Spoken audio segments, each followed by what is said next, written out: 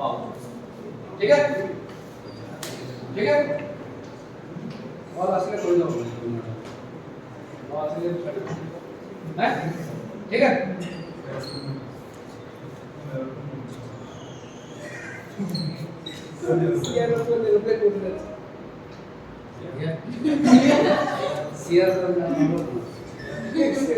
I have not done anything.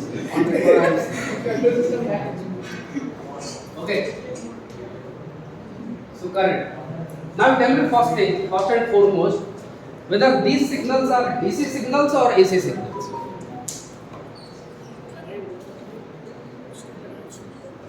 Let me help you. What is happening inside this device? That input and output to each and every component, subcomponent inside this device, whatever is embedded, is operating at DC or this? DC. DC. What DC? Direct. New generation. Right? Correct. So DC signal. Huh? So all these signal conditioners, which is already embedded in these smart devices, is also works on same electronic standard. Protocols may be different, remember, right? Works on same electronic standards. So it is again a DC signal, right? So that means this current is also DC, voltage is also DC, power is also DC. Get it? Now there are two things. You will come to know, let's say for example, for your reference, I am considering a pneumatics valve or pneumatic control. Pneumatic means its a language is air. Medium is air. Insulation medium is air. It understands the pneumatic signal. You can pneumatic type input, pneumatic type output. This is analog in nature. Understand? Now, will you be able to understand that pneumatic signal? You need a electrical signal. Your component understand a pneumatic signal. That means physical signal. Pneumatic is a physical signal.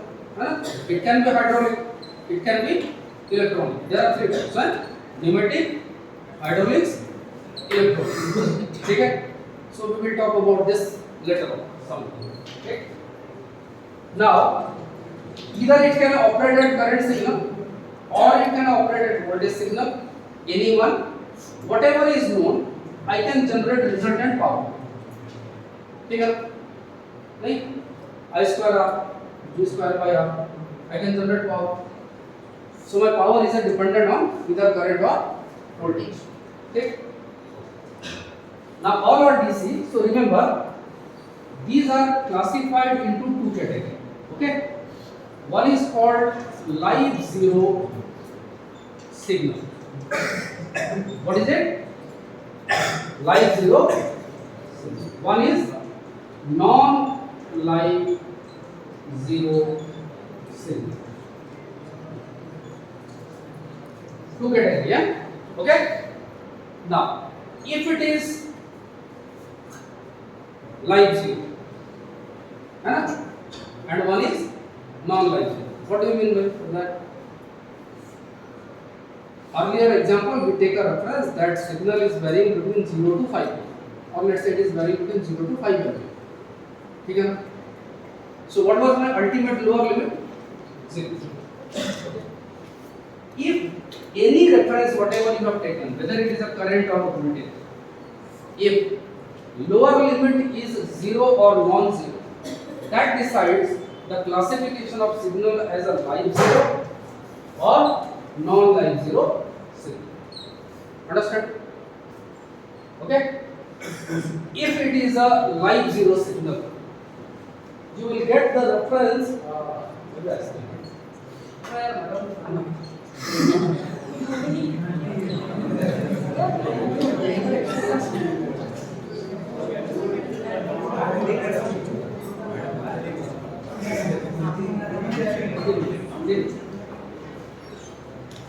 So now you see that 0 to 5 volt, if let's say for example if it is varying between 1 to 5 volt DC, I will not write it repeatedly, okay?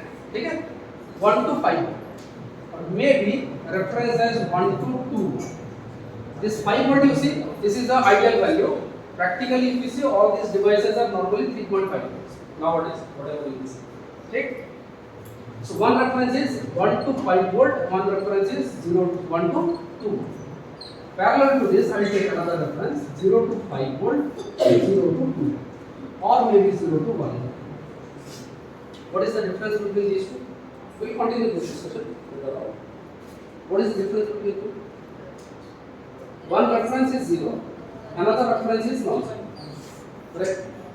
Now assume a scenario that your sensor has right now picked some data, some pneumatic value.